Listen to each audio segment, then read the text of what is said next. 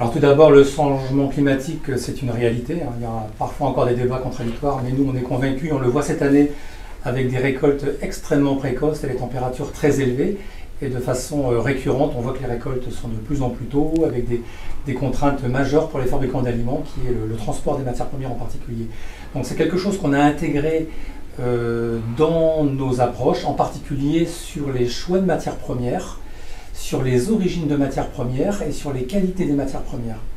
Et en particulier, le changement climatique, on sait qu'il y a des matières premières qui sont plus ou moins néfastes, je dirais, de par leur impact environnemental.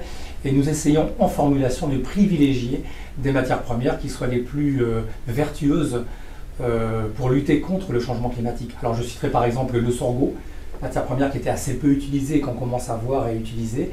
Des choix d'origine sur les tourteaux, le soja en particulier, des recherches d'amélioration de qualité sur certaines céréales, en particulier sur les teneurs en protéines, etc.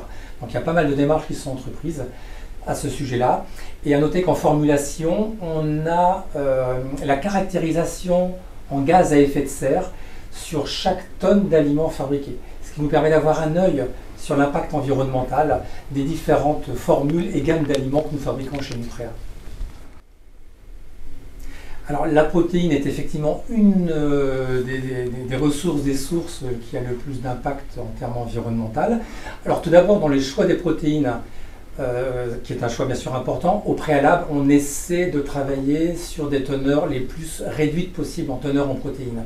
Savoir qu'on a tous connu des aliments croissance sport, par exemple, à 17, 17,5 de protéines, des aliments lactation à 17, bon, je parle de temps ancien, mais aujourd'hui, on arrive à avoir des teneurs en protéines dans les aliments qui sont basses, grâce à des systèmes de formulation sur les acides aminés disponibles, en particulier digestibles, et en même temps, de nombreux essais qu'on mène chez nos clients pour réduire, tant que faire se peut, les teneurs en protéines, en particulier des aliments.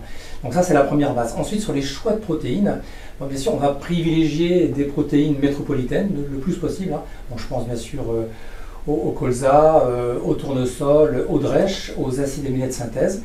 Et on a toujours une part, aujourd'hui quasi incompressible, de tourteaux de soja d'importation.